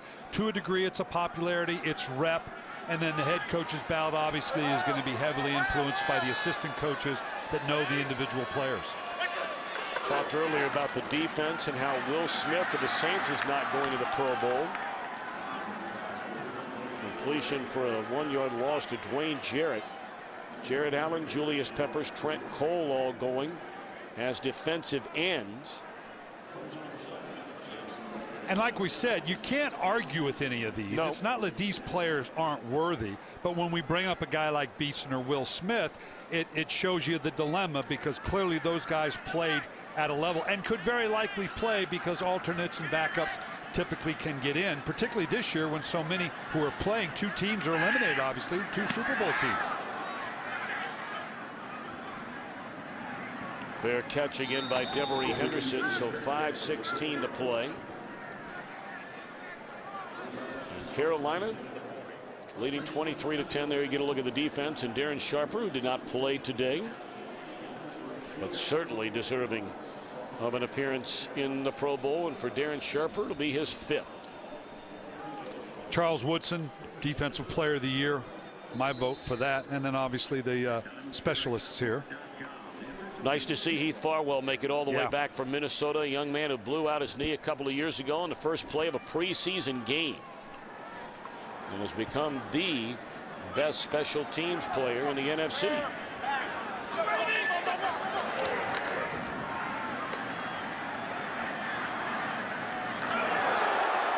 What a hit, delivered by a man not going to the Pro Bowl, John Beeson.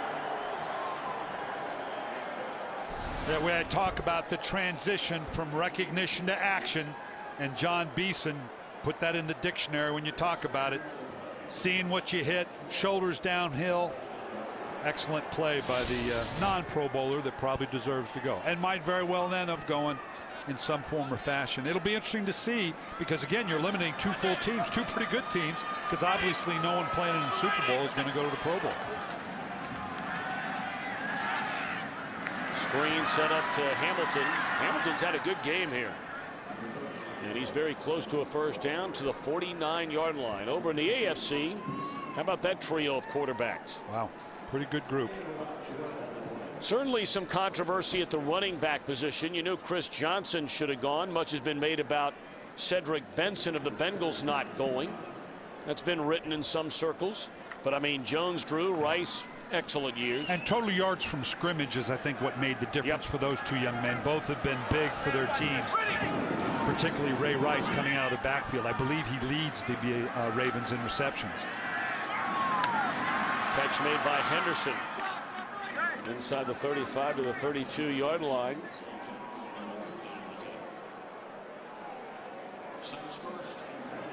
Up front, Jake Long out of Michigan has developed into one of the league's best.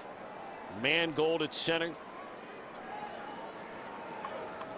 You can see there two linemen from the Jets. You can see why they lead the league in rushing.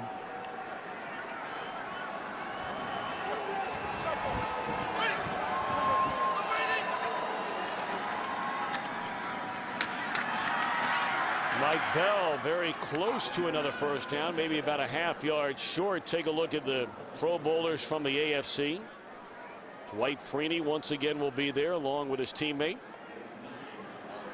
Haloti Ngata, I got to tell you, just a little bit of satisfaction seeing Haloti Ngata from the Ravens, becoming one of the dominant inside players in this game.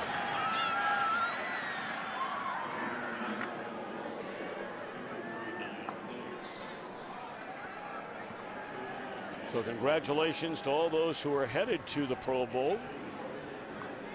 And every year, it doesn't matter what it is, there are going to be those who felt as though they were snubbed, and there are organizations that feel like they are snubbed. I brought up Cedric Benson a moment ago. It's hard to believe the Bengals are a division champion and don't have a single player going to the Pro Bowl. I mean, that's hard to believe. But what do they call them? That scrap iron group. We did their game. That was great watching one of their games, and that's what they're a team of right now.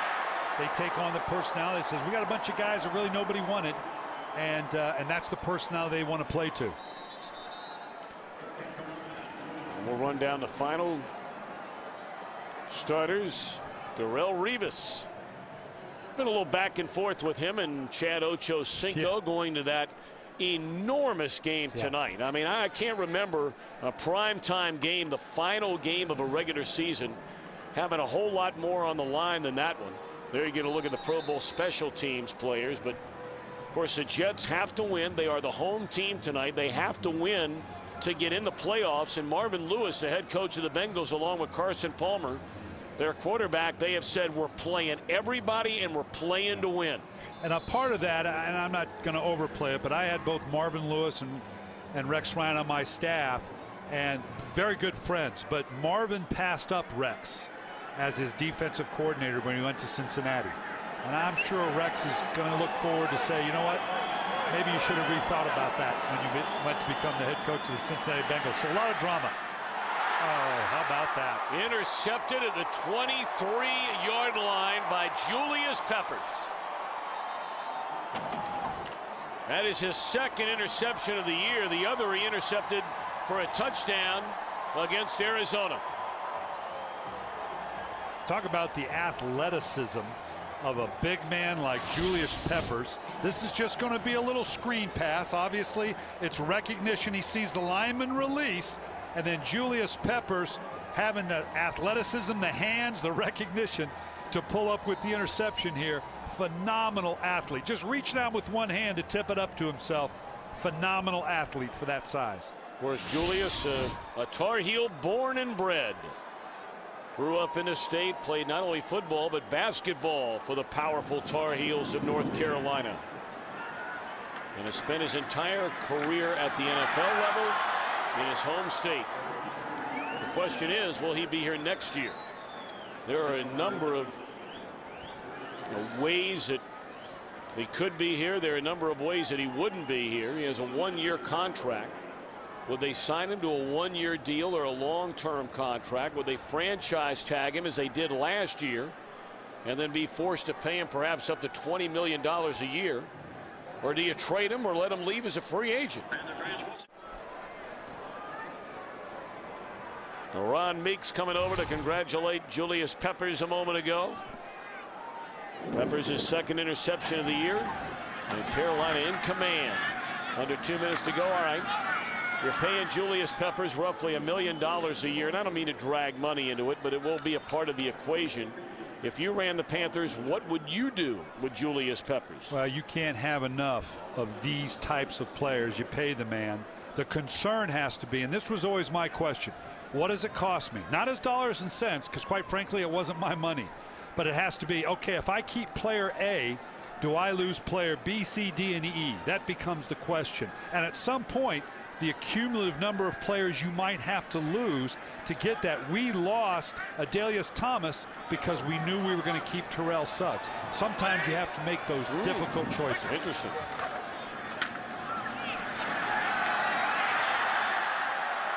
Goodson has had a nice game in relief for Jonathan Stewart. And he has a first down out to the 41-yard line.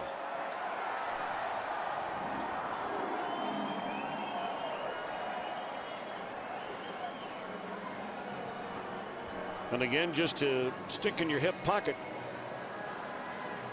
You know, it's interesting, the Saints, they'll be off next week as a #1 seed. When they take the field, either the following Saturday or Sunday in the divisional playoffs, it will have been over a month since the Saints won a game. A month. The last time the Saints had a victory was December the 13th when they beat the Atlanta Falcons. Big deal or no, Brian Billick? Yeah, it would be. That's the one thing I would disagree with this approach. As I said, I came about it 3 different times. We played. Now, one time we won the Super Bowl. Second time we did it, we went to 2 rounds into the playoffs, lost after a bye the next time. So there's no absolute answer to it, but that would concern me in terms of taking this approach. The emotional state of your team. This game is about emotion.